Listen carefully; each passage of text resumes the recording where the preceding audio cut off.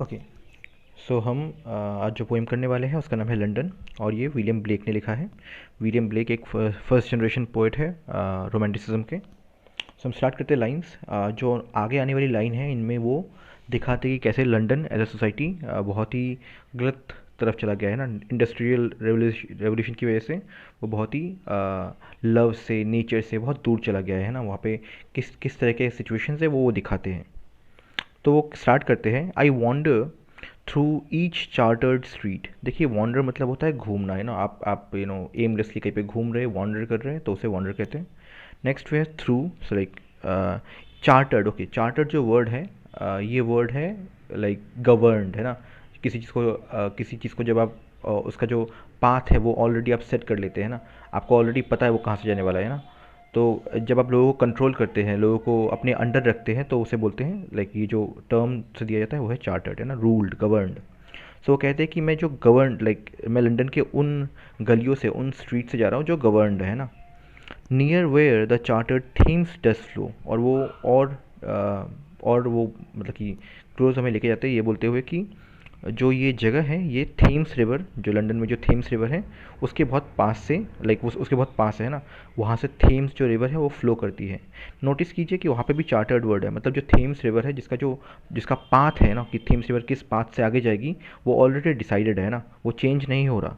तो दोनों चीज़ें दिखाई गई है। पहली कि जो उनकी सोसाइटी है वो चेंड है, वो गवर्नड है, उनके ऊपर सेट ऑफ रूल्स थोपे गए हैं।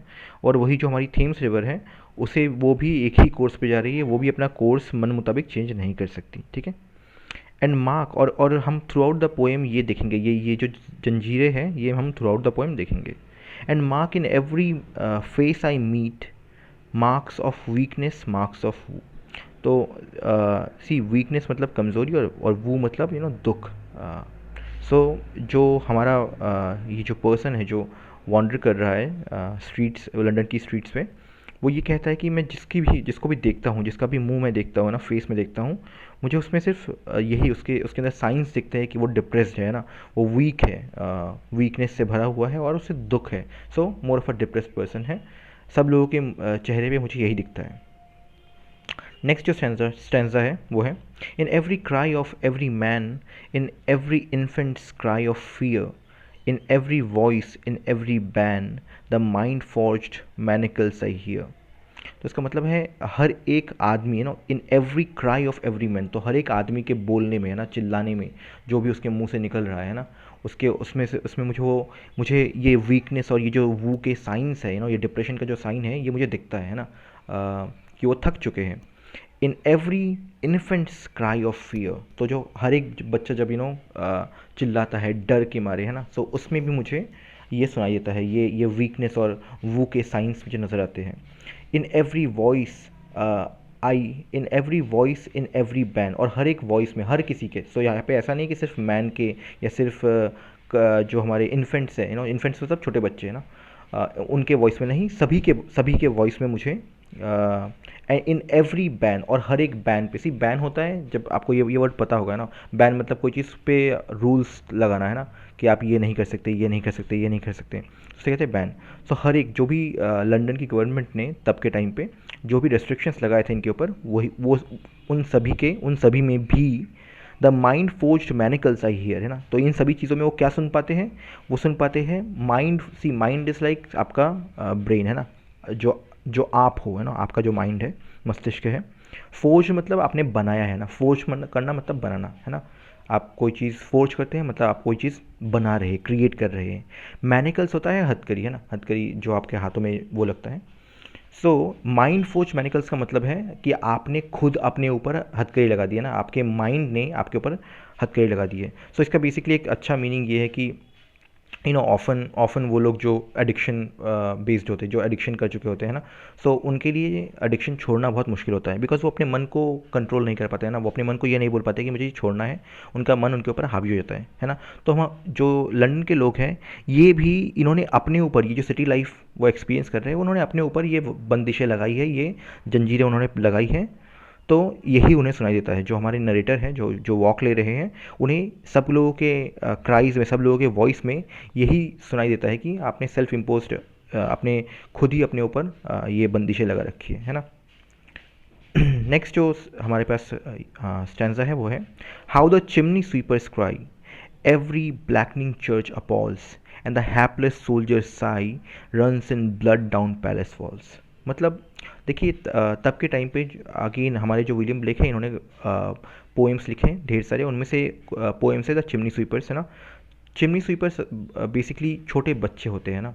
सो होता ये है कि जो तब के टाइम में जो चिमनी होती थी वो बहुत छोटी होती थी, है ना, और चिमनी काली हो जाती थी, और उन्हें साफ़ कैसे किया जाए, कोई तो फिट नहीं बैठेगा, कोई ऊपर तक जाके साफ़ नहीं कर पाएगा। सो वो लोग करते ये थे कि जो छोटे बच्चे हैं, जो अनाथ बच्चे हैं, जिनका कोई टेक केयर करने के लिए है नहीं, वो उन्हें लाते थे और उन्हें बोलते थे कि आप चिमनी में जाइए और पूरा चिमनी साफ़ करके आ जाइए, है ना। तो इसमें होता ये था कि पहली बात ये टॉर्चर है, दूसरी बात जो बच्चे हैं वो कभी कभी वहाँ जाके अटक जाते हैं ना, वो इतना नैरो स्पेस है, वहाँ जाके अटक जाते हैं और वो मर जाते हैं, है ना। काफ़ी बच्चे मर जाते हैं, प्लस ये हाइजीनिक भी नहीं है, उनका जो लाइक लंग्स है वो इन लाइक बहुत अफेक्ट होता है, तो काफ़ी बच्चे मर जाते हैं, काफ़ी बच्चे इसी वजह से डिजीज़ का शिकार हो जाते हैं। तो ये बहुत ही बुरा चीज़ है जो उस टाइम हुआ करता है ना, और इसके ऊपर हमारे विलियम ब्लेक ने पोएम्स भी लिखे हैं। सो वो कहते हैं कैसे जो चिमनी स्वीपर्स है ना, वो बच्चे के वो रो रहे हैं ना, how the chimney sweepers cry, और फिर एवरी ब्लैकनिंग चर्च अपॉल। सी तब के टाइम में जो डोमिनेंट वो थे चर्च के लोग, है ना, जो वो अलाउ करते थे वो ऑलरेडी लागू होता था। सो वो कहते हैं कि ये चर्च के ऊपर ना कितनी शर्मनाक बात है ना, वो उनके ऊपर लाइक काला धब्बा है एक तरह से। तो देखिए ब्लैकनिंग का मतलब होता है like kind of hollow, you know. यहाँ पे ब्लैकनिंग के एक्चुअली दो मतलब है, एक है फिगरेटिव लैंग्वेज में और एक है रियल में, है ना।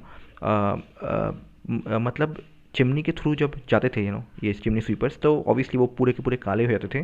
तो एक तो वो दिखा रहे हैं, और एक ये भी दिखा रहे हैं कि चर्च का दोगलापन है ना, कि चर्च अपने आप में कितना मॉरलिस्टिक नहीं है ना, वो अपने मॉरल से लाइक नीचे हो गया है। सो जो जिस चीज़ के लिए वो उसे स्टैंड करना चाहिए था बच्चों के प्रोटेक्शन के लिए, है ना, और वो वही नहीं कर रहा, वो उसी को उल्टा और अब्यूज़ कर रहा है। सो एवरी ब्लैकनिंग चर्च अपॉल्स मतलब आई गेस फ्राइटेंड होता है ना, कि आपके इस चीज़ को देख के ये कितना शर्मनाक वाली बात है, कितनी कितनी दुर्गति टाइप की, यू नो, सिचुएशन है। And the hapless soldiers Sai, और हैपलेस मतलब सी सोल्जर्स ऑब्वियस सी बात है, वो ये वॉर पे जाते हैं और वो लाइक लड़ते हैं एंड इवेंचुअली वो मर जाते हैं। तो ये जो नेक्स्ट दो सेंटेंस है इसमें यही लिखा गया है, and the hapless soldiers Sai, unfortunate, है ना, हैपलेस मीन्स होता है अनफॉर्चुनेट, कि बिकॉज वो कुछ कर नहीं सकता, है ना, उसको तब वॉर पे आपको उसको जाना ही पड़ेगा, यू नो, अगर वो नहीं जाएगा तो बदनामी आएगी, उसको फोर्स किया जाएगा, बट जो भी उसको जाना ही पड़ेगा। सो जो हैपलेस जो ये सोल्जर्स हैं वो लाइक क्या ही कर सकते, तो वो साई करते, Sai is like, you know, एक तरह से सांस छोड़ना, बट देन बहुत ही हताश वाला, है ना। Runs in blood down the palace walls, और ये दिखाया गया कि सी जो लंदन का जो पैलेस है ना, जो जो वहाँ का मोनार्क सिस्टम है, उसको स्टैंड कराने के लिए कितने सारे काउंटलेस लोगों ने अपनी जान दे दी होगी ना, कितने सारे सोल्जर्स मर गए होंगे। तो वहीं पे जो अनफॉर्चुनेट सोल्जर है वो तो साई लेके मर जाता है ना, वो तो हताश होके मर जाता है, और runs in blood down palace walls, और उसका जो ब्लड है वो पैलेस के जो मोनार्क का जो पैलेस है, जो किंग का क्वीन का पैलेस है, वहाँ से उसका ब्लड ड्रॉप कर रहा होता है। सो बेसिकली बोला ये जा रहा है कि उसी के ब्लड से, उन्हीं के ब्लड से ये पैलेस तैयार किया गया है ना, आपने आपने उनका खून बहाया है ताकि आपका जो पैलेस है वो वैसा ही रह पाए। तो ये भी कितना अनफॉर्चुनेट है ना।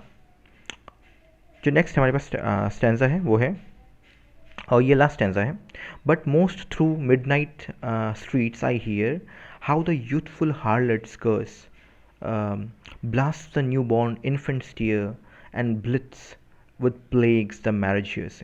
तो देखिए जो हमारे नरेटर है उन्होंने अब तक काफ़ी चीज़ें बता दी है ना, कि कौन कौन सी चीज़ें उन्हें डिसहार्टनिंग लगती है, बट देन सबसे ज़्यादा बुरा उन्हें क्या लगता है, but most through midnight streets I hear, है ना। तो जो मिडनाइट के लाइक जो आधी रात में ये वो वॉक ले रहे हैं स्ट्रीट के ऊपर, इसमें जो सबसे ज़्यादा वो सुनते हैं वो है कि हाउ द यूथफुल हार्लट्स कर्स, है ना। सी हार्लट्स होता है वैश्या, जो अपना बॉडी सेल करते हैं ना। ऑब्वियस सी बात है तब के टाइम में काफ़ी ऐसे लोग जो ये सो लंदन है हमारा, वहाँ पे हार्लट्स काफ़ी पॉपुलर थे, है ना, काफ़ी मात्रा में वो वहाँ पे थे तब के टाइम में। जो हायरकी सिस्टम था उसमें उन लोगों को अब्यूज़ किया जाता था। सो यहाँ पे हो ये रहा है कि वो लोग कर्स करते हैं ना, सी बिकॉज उनका सिचुएशन देखिए, वो कुछ कर नहीं सकते, है ना। जो मेन है उनको यूज़ करेंगे, एंड देन ऑब्वियसली एक नया न्यू बॉर्न बेबी आएगा और वो अपने जो कंडीशन है वो चेंज नहीं कर सकते, सो वो फंस गए एक तरह से वहाँ पे ना। तो यूथफुल मतलब वो अभी भी यंग है, एंड हार्लट्स इज़ लाइक वैश्या, और कर्स मतलब वो अपनी सिचुएशन पे कर्स करते हैं ना, गाली देते हैं, बुरा फील करते हैं, चिल्लाते हैं। सो उसे कहा कि कैसे वो ये सब चिल्लाते हैं, वो पूरी रात यही सुन पाते हैं हमारे जो नरेटर है। Blast the new born infants tear, और ये सुन के जो हमारे न्यू बॉर्न है, मतलब जो उनके साइड में बच्चा होगा जो पैदा हो गया, वो उसकी आंखें लाइक नम हो जाती है ना, वो रोने लगता है, बिकॉज उसका सिचुएशन भी देखिए यहाँ पे कुछ भी अच्छा नहीं हो रहा बेसिकली है ना। जो उस टाइम की लंदन है, उन इंडस्ट्रियल रेवोल्यूशन की वजह से वो उसका जो हाल हो गया है वो किसी के लिए अच्छा नहीं है। तो जो हमारे विलियम ब्लेक है वो दिखा रहे हैं कि कैसे हम लोग एज अ सिविलाइजेशन फेल हो गए है ना। हमें लव बेस्ड आना चाहिए था, हमें कम्युनिटी बेस्ड आना चाहिए था, हमें एक दूसरे के प्रति प्यार होना चाहिए था। और वही भी हम देखो क्या कर रहे हैं, बच्चों के साथ बच्चों को चिमनी में चढ़ा रहे ताकि वो लोग वो साफ़ कर पाए। ये टॉर्चर है वो जो हमारे यूथफुल लोग हैं, यूथफुल वाई लाइक गर्ल्स होनी चाहिए, उनसे हम लोग उन्हें वो हार्लट्स लाइक बन चुके हैं। सो जो मैन है वो हताश है, तो एक तरह से बहुत ही नेगेटिव पर्सपेक्टिव दिखाया है हमें लंदन का। And and blights with plagues marriage hearse, और ये क्या करती है, ये सी ब्लिथ जो वर्ड है, ब्लिथ का मतलब है लाइक किसी को स्पॉइल करना है ना, तो वो स्पॉइल कर रही है विथ प्लेग्स। प्लेग्स मतलब देखिए प्लेग्स का असली मतलब होता है महामारी, बट देन यहाँ पे जो कॉन्टेक्स्ट पे वो ये बेसिकली ये बोल रही है कि विद एसटीडीज़ है ना, बिकॉज हमारे पास यहाँ पे हार्लट्स हैं, सो वैश्याएँ हैं, डिफरेंट डिफरेंट मैन उनके साथ आएंगे और वो सेक्स करके जाएंगे। तो इससे होगा क्या, इससे होगा ये कि, और बिकॉज तब के टाइम में इतना नॉलेज नहीं था, सो एसटीडीज़ बहुत ही कॉमन होती थी ना। तो ब्लाइट्स सो लाइक वो स्पॉइल करती है, वो करप्ट करती है विद प्लेग्स, मतलब एसटीडीज से, द मैरिज हेयर से। सी हेयर से असली में होता है वो गाड़ी, जिस गाड़ी में आप शव को लेके जाते हैं ना, क्रिश्चियन रिचुअल्स में जब वो बॉडी को लेके जाते हैं जो एंड यात्रा में फ्यूनरल के टाइम, तो अ, तो जो बरी करने से पहले, तो जिस गाड़ी में वो जाते हैं उसे बोलते हैं हेयर से। सो यहाँ पे मैरिज हेयर से का मतलब ये है कि इस चक्कर में ना, ये जो एज अ सोसाइटी हम कितनी गलत जगह पे आ गए, जहाँ पे आपका जो ये मान्यता है कि आपका जो मैरिज है कितना अच्छे चीज़ पे होना चाहिए, कितने लव बेस्ड होना चाहिए, है ना, कम लाइक दोनों के बीच में प्यार होना चाहिए, और उसी को ये करप्ट करता है, उसी को ये ख़राब कर देता है ना, क्योंकि एसटीडीज़ होने वाली है, आप मर जाने वाले हैं, बीमारियाँ पूरे लंदन में फैल जाने वाली हैं। तो ये रहा हमारा पोएम। पोएम का नाम है लंदन और विलियम ब्लेक ने लिखा है। ओके, आई होप कि आपको ये समझ में आया है। Thank you for watching.